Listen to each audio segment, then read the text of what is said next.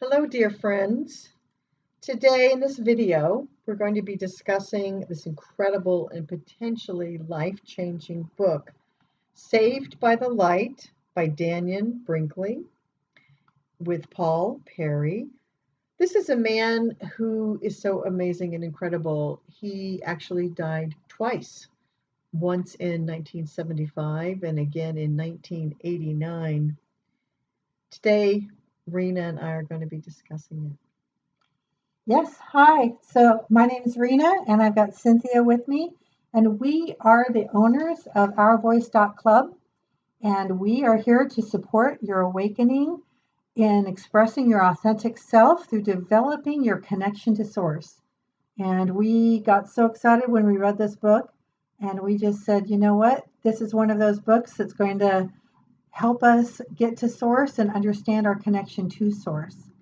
So, Cynthia, do you want to go through and talk about why you got excited about the book in the first place?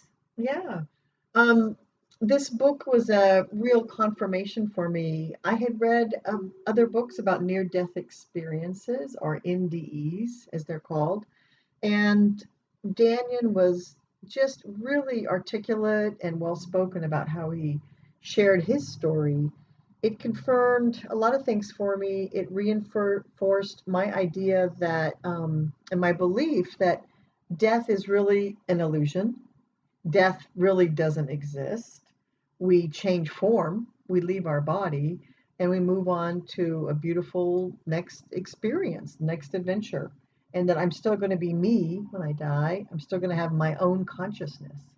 And Mhm. Daniel just really reinforced that so beautifully in his book. Um, Death is just a transition, and dying is more the question, I think, for a Mm. lot of us, how we die, the manner in which we die, but the actual, death itself is, it looks like it's just really quite easy. What about you? When you read the book, how did you feel about it?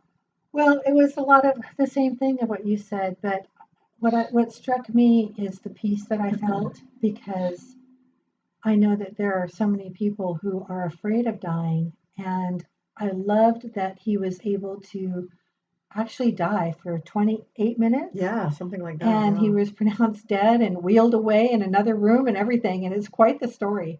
But when he did come back to life, he was able to articulate in this book all that he went through. And I'm Hmm. excited to share that with people. But I'll say that what struck me as the most important piece is that it did bring peace.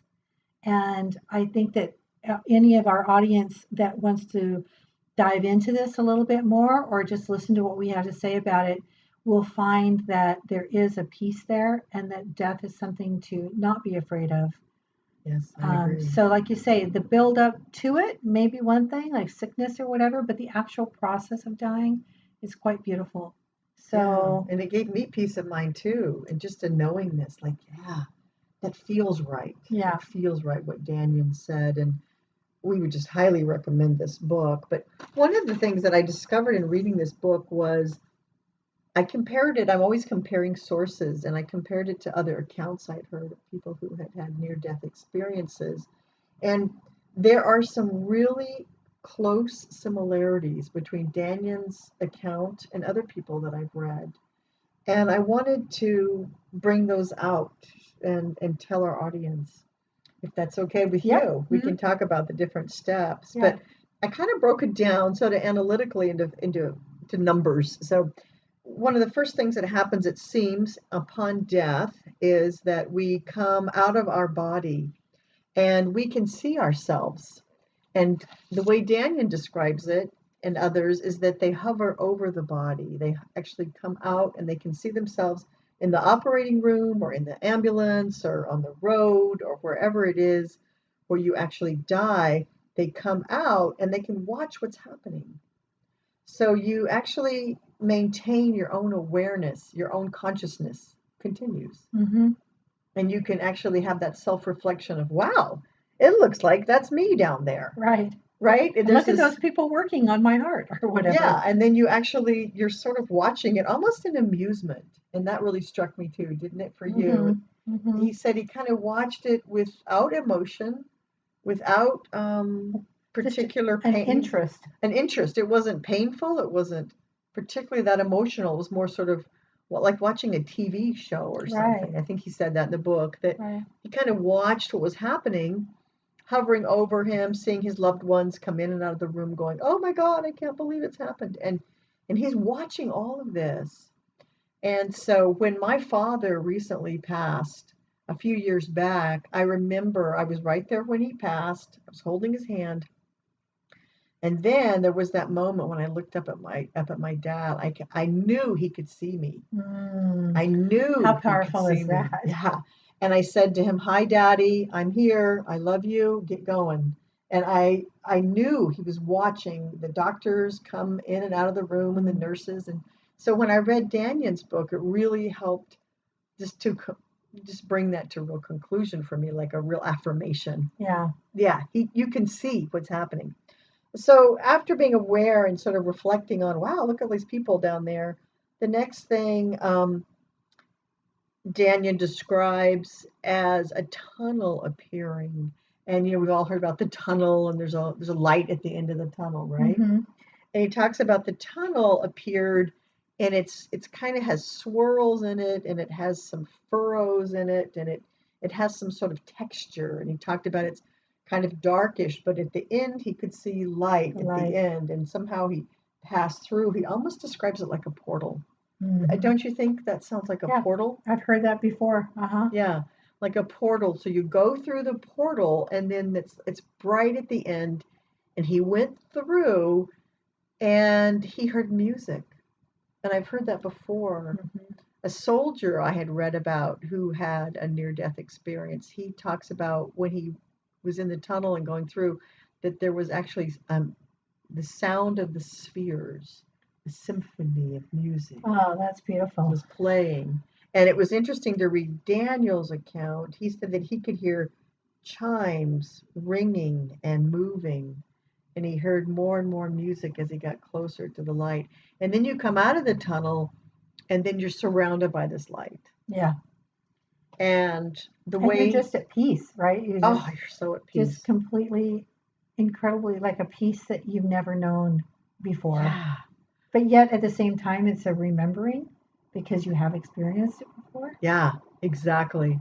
And you're so surrounded by love that you are just enveloped in it. And he Mm-hmm. describes this warm feeling, this love, and the light is bright, but it doesn't seem to come from a single source. Like he looked for a sun and he couldn't find a sun, or it was just light everywhere. Yeah.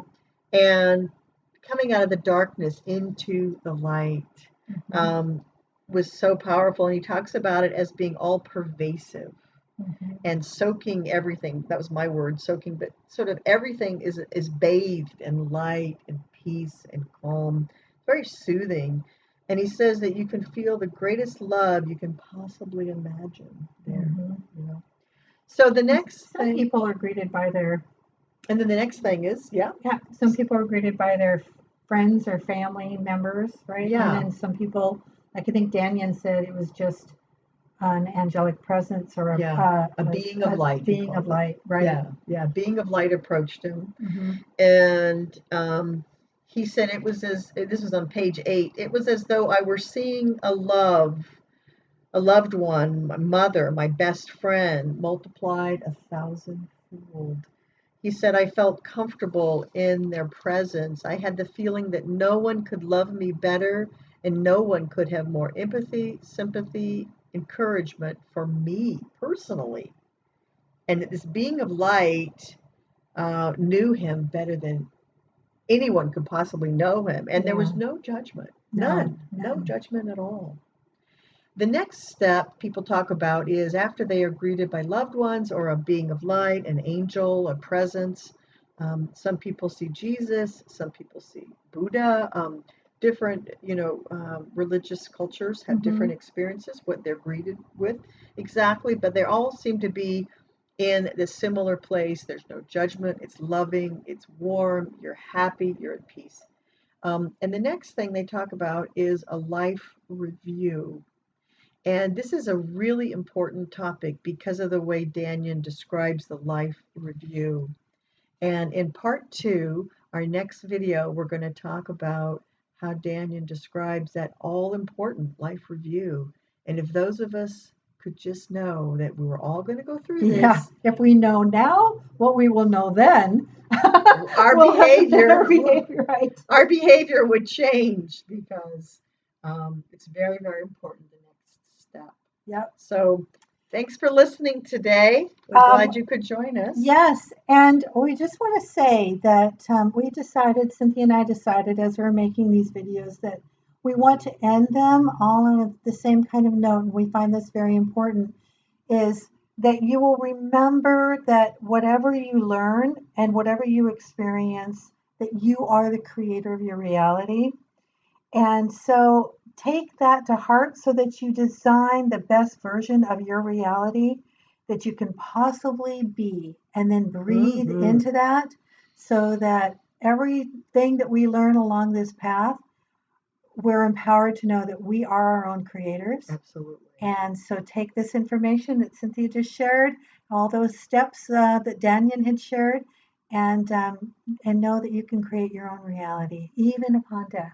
So So we look forward to seeing you on the next one. It'll be yeah, part two. absolutely. All right. Thanks. Bye, Thanks. everybody. Take care. Bye bye.